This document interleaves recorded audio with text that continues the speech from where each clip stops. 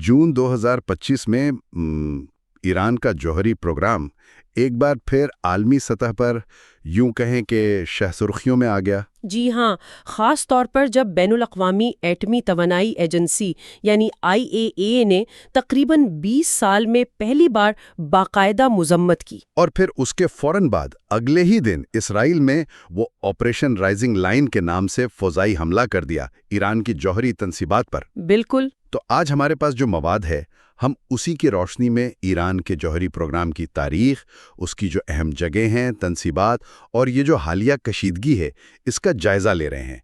कोशिश यही है कि इस काफ़ी पेचीदा मसले को ज़रा बेहतर समझा जा सके। जी बिल्कुल, ये समझना बहुत ज़रूरी है कि ये सारा मामला शुरू कहाँ से हुआ, उसमें अहम मोड़ क्या-क्या आए और आज ये दुनिया के लिए इतनी बड़ी तशवीश क्यों बना हुआ है। अच्छा, अगर हम तारीख देखें तो प्रोग्राम का आगाज़ तो काफ़ी पहले 1950 की दहाई में अमेरिका के एटम्स फॉर पीस मंसूबे के तहत हुआ था, पुरअमन मकासद के लिए। हाँ, तब तो मकसद पुरअमन ही था, लेकिन फिर 1979 का इस्लामी इनकलाब आया और मतलब सूरत हाल काफ़ी बदल गई। सही। अगरचे शुरू में आयतुल्लाह खुमैनी और बाद में आयतुल्लाह खामेनी दोनों की तरफ से एटमी हथियारों के खिलाफ फतवे भी आए, तो इस पर काम रुका रहा। लेकिन फिर 1990 की दहाई में ये सरगर्मियां खास तौर पर यूरेनियम अफजूदगी यानी यूरेनियम को इस काबिल बनाना कि वो रिएक्टर या मुमकिना तौर पर हथियार में इस्तेमाल हो सके, वो दोबारा शुरू हुई। अच्छा। और यही वो सलाहियत थी, वो यूरेनियम अफजूदगी, जिसने असल में आलमी खदशात को जन्म दिया। ईरान तो हमेशा यही कहता रहा कि प्रोग्राम पुरअमन है, तवानाई के लिए, तिब्बी मकासद के लिए।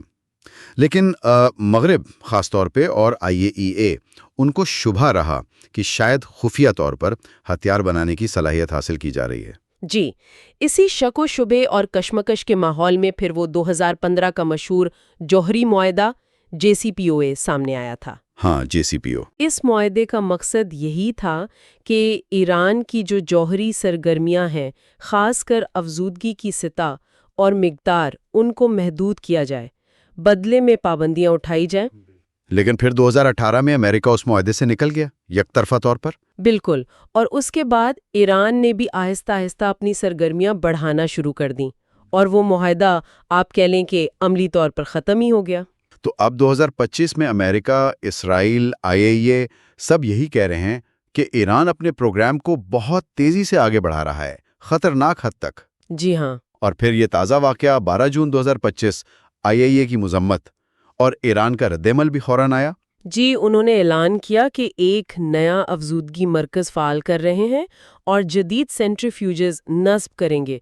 सेंट्रीफ्यूजेस यानी वो मशीनें जो यूरेनियम अफजूदा करती हैं। और इस ऐलान के मतलब अगले ही दिन 13 जून की रात इसराइल ने हमला कर दिया। बिल्कुल। तो इस सारे सूरत हाल को समझने के लिए ये देखना अहम है कि ईरान की कौन सी तंसीबात इतनी अहम हैं कि वो आलमी तशवीश का बायस हैं या फिर उन हमलों का निशाना बने। जी। उनमें दो तो सबसे अहम है जहां यूरेनियम अफजूदगी होती है। पहला है नथन्स, ये तो काफी मशहूर नाम है। जी, ये ईरान का मरकजी और सबसे बड़ा अफजूदगी का मरकज है और यहाँ इत्तलात के मुताबिक 60% तक यूरेनियम अफजूदा किया जा रहा है। 60%? ये कितना अहम है? ये सतह बहुत अहम है, क्योंकि यहाँ से 90% यानी हथियारों के दर्जे तक पहुँचना तकनीकी तौर पर बहुत मुश्किल नहीं रहता। मतलब ये आखिरी बड़ा कदम होता है और नतन्स पहले भी हमलों का निशाना बन चुका है। अच्छा, और दूसरी अहम जगह? दूसरी है फोर्डो। ये ज्यादा फिक्र की बात इसलिए है कि ये एक पहाड़ के अंदर बहुत गहराई में बनाई गई है। ओह! तो इसे फौजाई हमलों से काफी हद तक महफूज समझा जाता है और वहाँ भी 60% तक अफजूदगी हो रही है। और IAEA की जो रोजाना निगरानी थी वो भी वहाँ अब महदूद हो चुकी है। तो नतन्स और फर्दू दोनों को हालिया हमलों में निशाना बनाया गया। जी हाँ, इत्तिलात यही है कि इन दोनों को निशाना बनाया गया। यानी एक मरकजी निस्बतन गैर महफूज जगह और दूसरी इंतहाई महफूज। ये हिकमत अमली क्या जाहिर करती है? ये शायद ईरान की आप कह लें एक तरह की दोहरी पॉलिसी या बैकअप प्लान की तरफ इशारा करती है। खैर, उनके अलावा भी कुछ जगह अहम हैं, जैसे बुशहर पावर प्लांट। बुशेहर, वो तो रूस की मदद से बना था ना? जी बिल्कुल। روس کے تعاون سے، اور یہ مکمل بین الاقوامی نگرانی میں ہے، تو یہاں سے جوہری پھیلاؤ کا خطرہ کم سمجھا جاتا ہے۔ اور عراق، وہاں بھی کچھ تھا؟ عراق میں ایک ہیوی واٹر ری ایکٹر تھا۔ یہ اہم اس لیے تھا کہ یہ پلوٹونیم پیدا کر سکتا تھا۔ پلوٹونیم مطلب جوہری ہتھیار بنانے کا دوسرا راستہ، یورینیم کے علاوہ۔ اچھا۔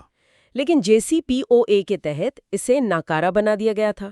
اس کے مرکزی حصے میں کنکریٹ بھر دی گئی تھی، اگرچہ اب خبریں ہیں کہ اسے ایک کم خطرناک شکل میں دوبارہ بنایا جا رہا ہے۔ اور آصفان؟ اصفہان کا مرکز بھی کلیدی ہے، کیونکہ وہ نتنز اور فردوں کے لیے خام مال یعنی uranium hexa fluoride gas UF6 وہ تیار کرتا ہے۔ ایک تہران ریسرچ ری ایکٹر بھی ہے، وہ پرانا ہے، امریکی دیا ہوا اور طبی مقاصد کے لیے۔ اچھا، ایک اور بات جو مواد میں سامنے آئی وہ غیر اعلانیہ مقامات کا ذکر تھا۔ IAEA کی مئی 2025 کی رپورٹ میں ترکوز آباد، ورامین، مریوان ایسی جگہوں کا ذکر تھا جہاں ماضی میں خفیہ جوہری مواد کے آثار ملے تھے۔ جی، یہ بہت اہم نکتہ ہے۔ ایجنسی کا شبہ ہے کہ یہ جگہیں شاید 2000 کی دہائی کے شروع تک چلنے والے ایک ممکنہ خفیہ فوجی جوہری پروگرام کا حصہ تھیں۔